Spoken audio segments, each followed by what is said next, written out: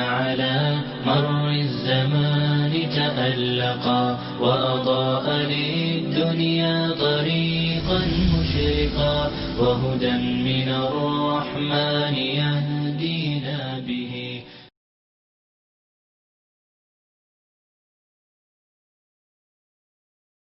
الحمد للہ وحدہ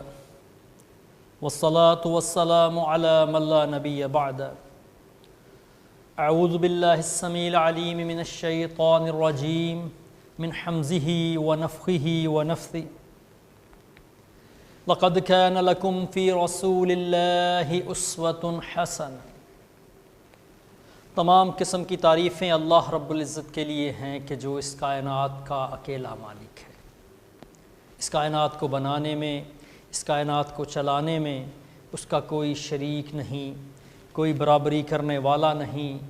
کوئی ہاتھ بٹانے والا نہیں. اور لاکھوں کروڑوں درود و سلام ہوں اس ہستی اقدس و مقدس پر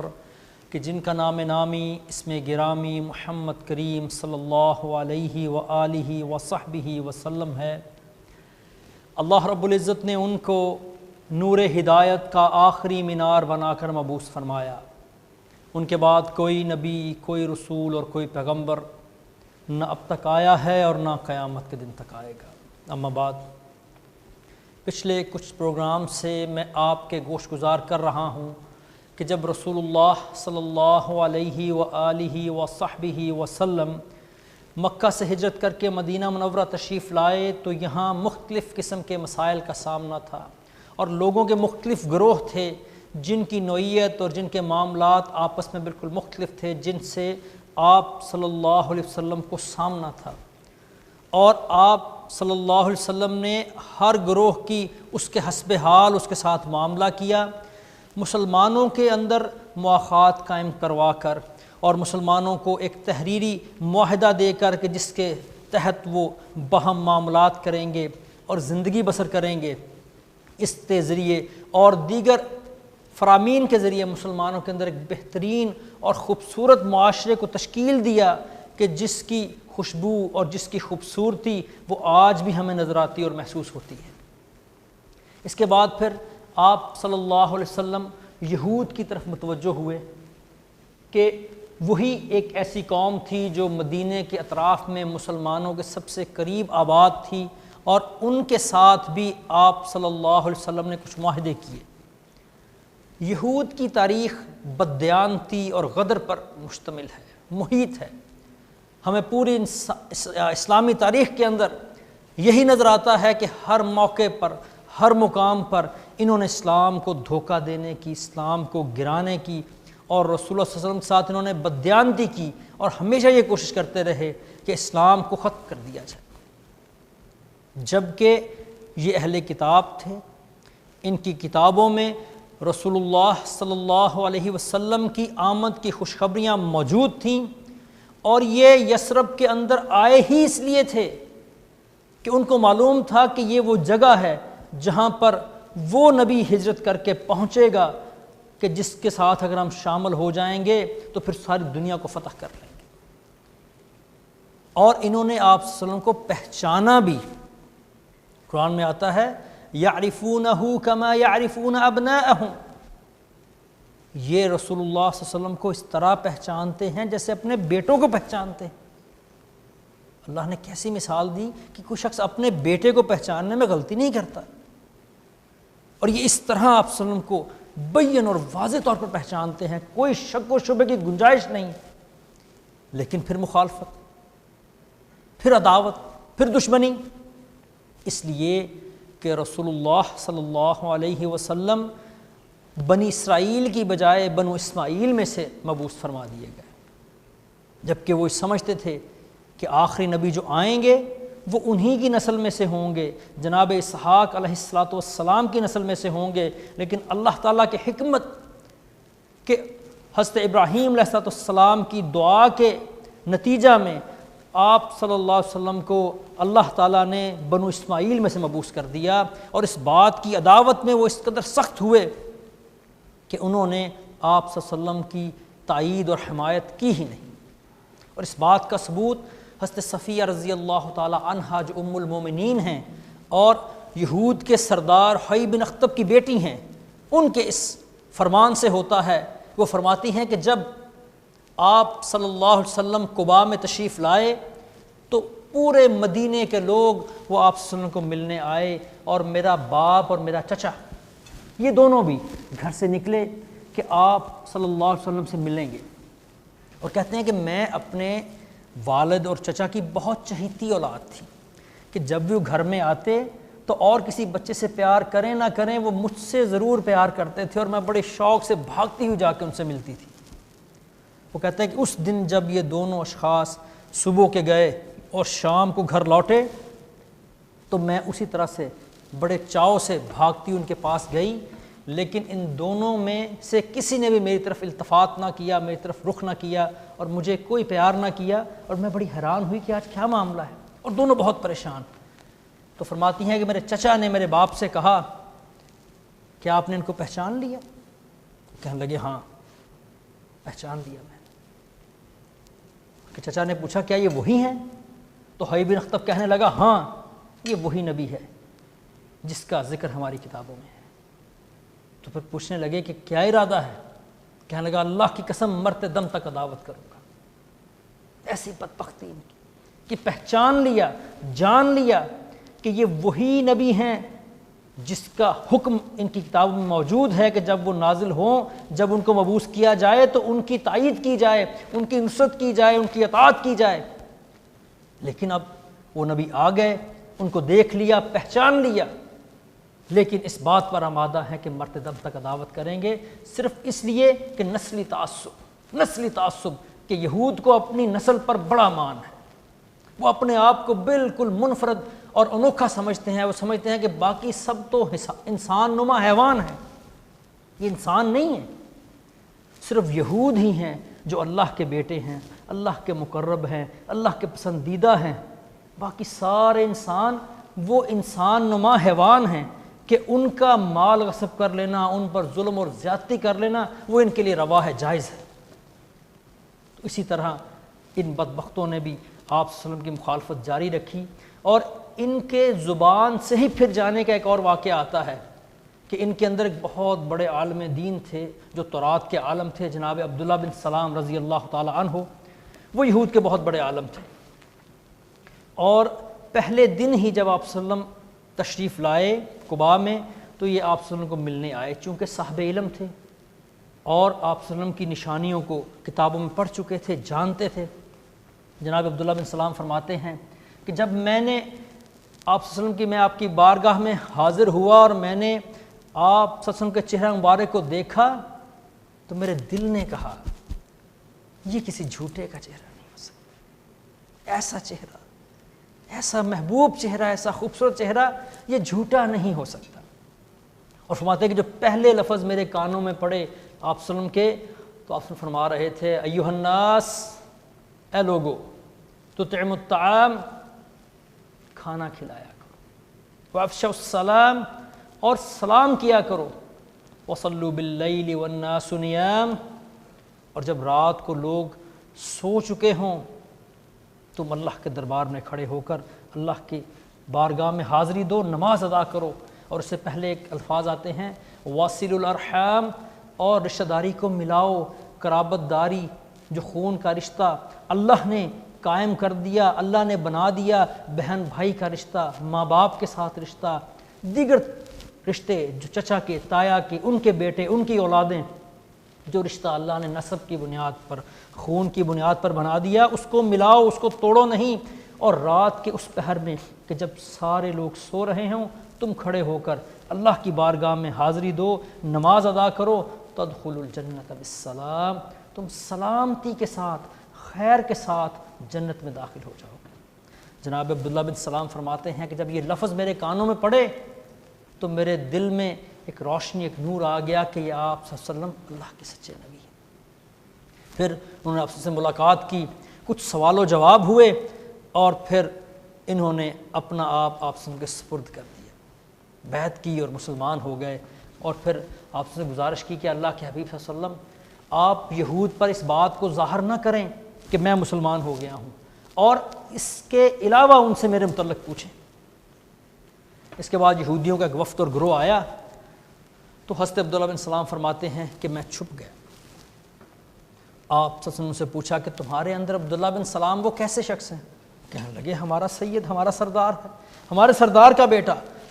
وہ ہمارے سردار کا بیٹا، یعنی یہ نسل در نسل ہمارا سردار ہے، اور ہم میں سب سے بڑا عالم اور سب سے بڑے عالم کا بیٹا، سب سے زیادہ سمجھدار اور سب سے زیادہ سمجھدار کا بیٹا۔ اتنے میں آپ نے ان سے پوچھا کہ اگر عبداللہ بن سلام مسلمان ہو جائے تو پھر تمہارا کیا خیال ہے؟ وہ کہنے لگے کہ اللہ ان کو اس سے محفوظ رکھے، آپ کیسی باتیں کر رہے ہیں؟ تو اتنے میں عبداللہ بن سلام جو ہے وہ اشہد اللہ الہ الا اللہ و اشہد ان محمد رسول اللہ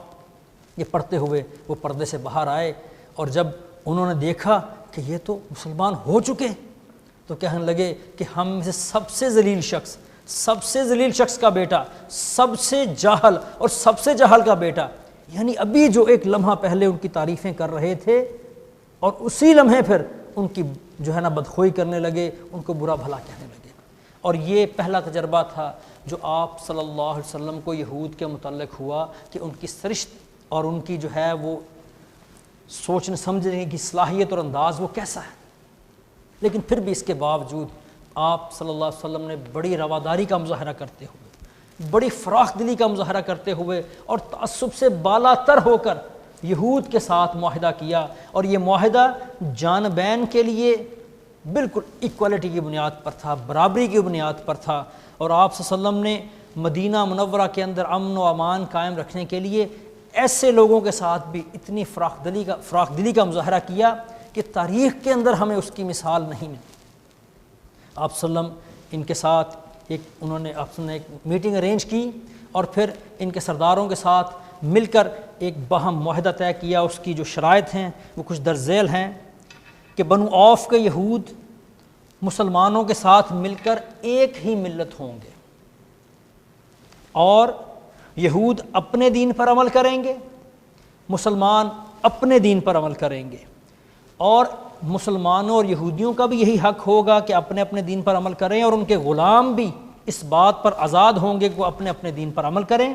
اور جو بھی ان کے ساتھ متعلق ہوگا، لاحق ہوگا، اس کا بھی یہی حق ہوگا۔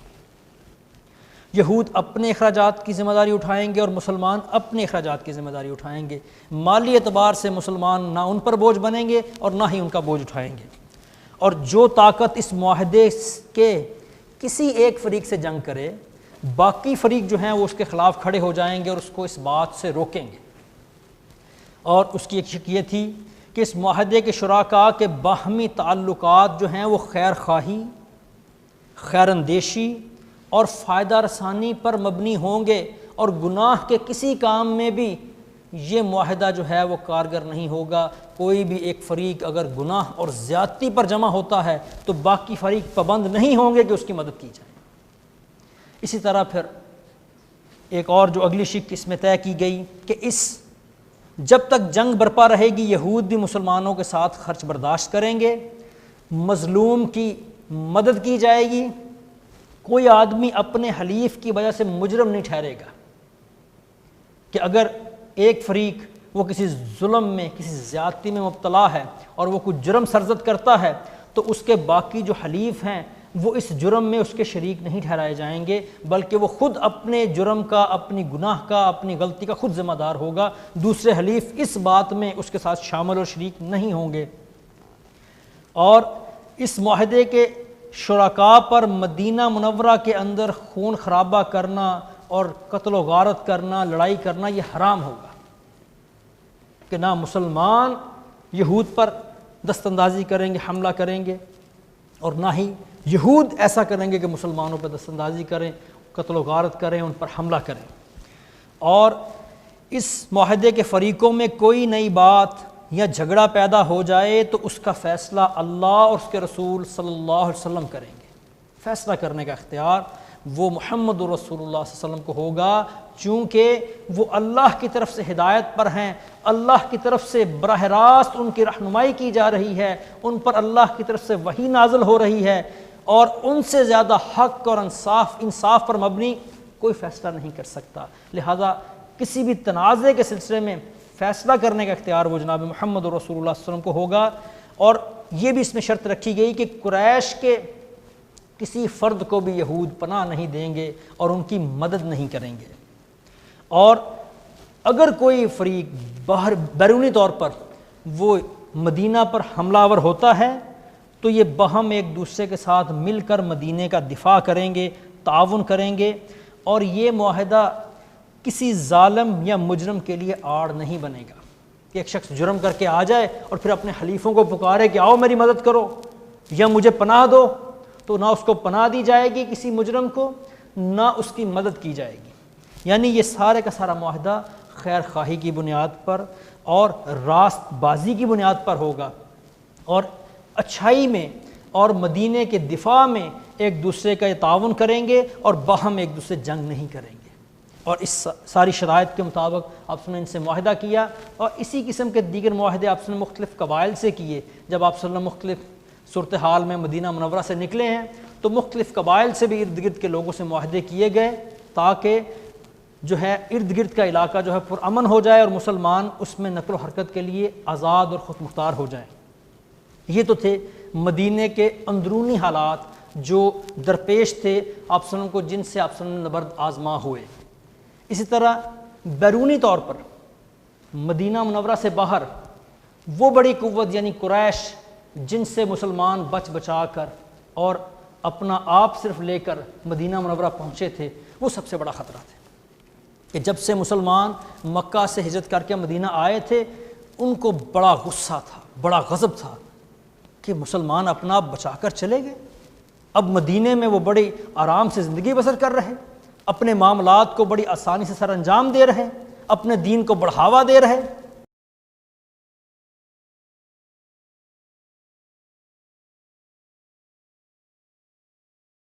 یہ بات ان کے لیے بہت ناگوار تھی، اور انہوں نے یہ کیا کہ مسلمانوں کو دھمکیاں دینا شروع کی۔ پہلے تو انہوں نے یہ کیا چونکہ وہ بیت اللہ کے ہمسائے تھے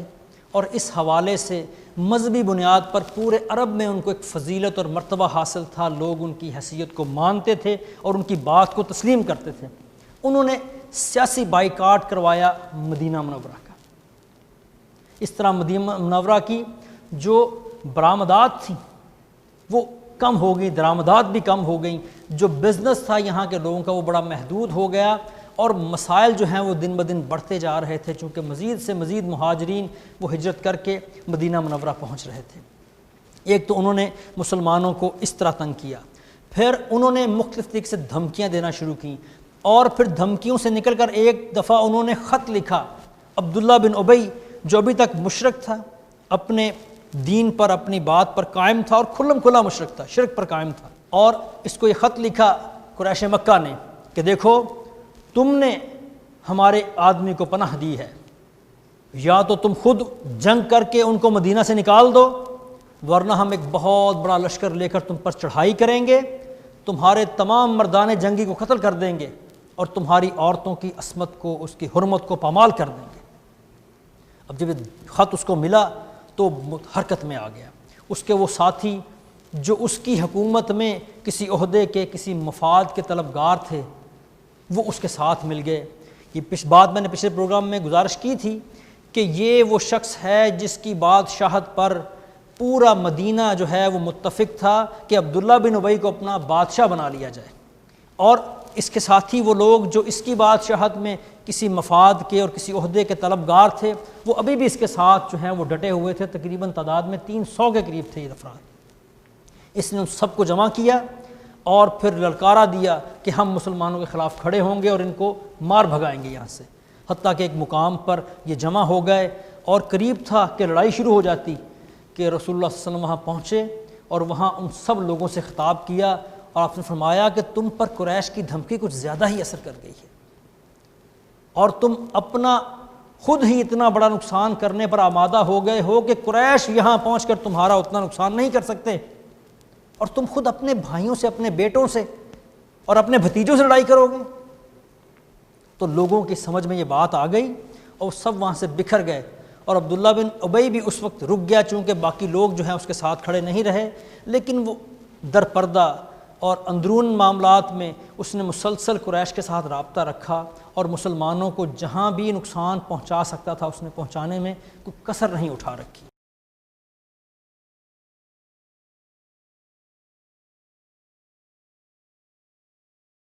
انہی دنوں میں کہ جب مشرکین کی یہ دھمکیاں مل رہی تھیں اور مکہ کے اندر بڑی اضطراری کیفیت طاری تھی، ان دنوں میں جناب حضرت سعد بن معاذ رضی اللہ تعالی عنہ جو انصار کے ایک بہت بڑے سردار تھے، وہ مکہ کے اندر گئے عمرہ کے لیے، اور ان کی دور جاہلیت میں امیہ بن خلف کے ساتھ بہت دوستی تھی، بہت تعلقات تھے، اور وہ جب بھی مکہ جاتے تو اسی کے ہاں ٹھہرا کرتے تھے۔ تو ابھی اسی معمول کے تحت وہ اس کے گھر میں گئے اور اس سے کہا کہ دیکھو اگر کوئی فراغت کا وقت ہو تو مجھے بتاؤ اور میں تمہارے ساتھ جا کر ذرا بیت اللہ کا طواف کر لوں اور اپنا عمرہ مکمل کر لوں۔ جب وہ امیہ بن خلف کے ساتھ اس کے گھر سے نکلے تو راستے میں ابو جہل سے اس کی ملاقات ہو گئی، اور وہ امیہ بن خلف سے کہنے لگا کہ تمہارے ساتھ یہ کون ہے؟ اس نے کہا یہ سعد بن معاذ ہیں، یثرب سے آئے ہیں اور عمرہ کرنا چاہتے ہیں۔ تو وہ کہنے لگا دیکھو تم نے ہمارے صاحب کو وہاں پناہ دے رکھی ہے اور تم اس کے ساتھ مل کر ہمارے خلاف یہاں جمع ہو رہے ہو، اللہ کی قسم اگر تم اس کے ساتھ نہ ہوتے تو زندہ بچ کر واپس نہیں جا سکتے تھے۔ تو جناب سعد بن معاذ رضی اللہ تعالیٰ عنہ نے پلٹ کر اس کو جواب دیا اور کہا کہ اللہ کی قسم اگر تو نے ہم کو اس کام سے روکا یعنی مسجد حرام میں آنے سے روکا تو ہم تمہیں اس چیز سے روک دیں گے جو تیرے لیے اس سے بھی زیادہ گراں ہے، اس سے بھی زیادہ سخت ہے۔ اور وہ چیز کیا ہے؟ وہ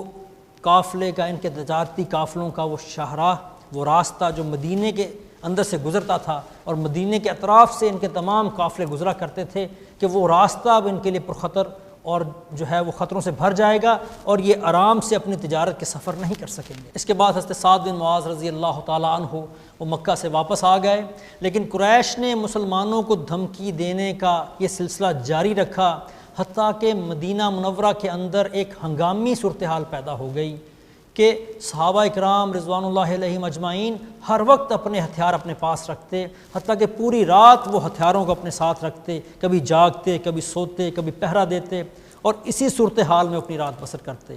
اور نہ صرف صحابہ اکرام رضوان اللہ علیہم اجمعین بلکہ رسول اللہ صلی اللہ علیہ وسلم بھی اکثر رات جاگ کر گزارتے، اور آپ صلی اللہ علیہ وسلم کے گھر کے باہر صحابہ اکرام پہرے پر ہوتے تو آپ صلی اللہ علیہ وسلم آرام فرماتے۔ حضرت عائشہ صدیقہ رضی اللہ تعالیٰ عنہ وہ فرماتی ہیں کہ ایک روز آپ فرمایا کہ آج میرا دل چاہتا ہے کہ کوئی اللہ کا نیک اور صالح بندہ وہ ہمارے گھر کے باہر پہرا دے۔ اتنے میں تلوار کی چھنکار کی آواز آئی، آپ نے پوچھا کون ہے؟ تو جواب ملا کہ میں سعد بن ابی وقاص ہوں، میرے دل میں یہ خدشہ آیا اور میں یہاں چلا آیا کہ میں آج رات آپ کے گھر کے باہر پہرا دوں۔ تو آپ نے ان کو دعائے خیر دی اور پھر آپ آرام سے سو گئے۔ اور یہ معاملہ ایک آدھ رات پر جو ہے وہ مشتمل نہیں تھا، بلکہ مستقل آپ کے گھر کے باہر پہرا ہوتا اور صحابہ اکرام اس ہنگامی کیفیت میں تھے۔ انشاءاللہ اس کے بعد کے حالات جو ہیں وہ اگلے پروگرام میں آپ کے گوش گزار کروں گا۔ اللہ تعالیٰ سے دعا ہے اللہ تعالیٰ ہمیں آپ کی سیرت کو سمجھنے کی اور اس پر عمل کرنے کی توفیق عطا فرمائے۔ اللہم صلی علی محمد وعلی آل محمد وبارک وسلم وصلی علیہ۔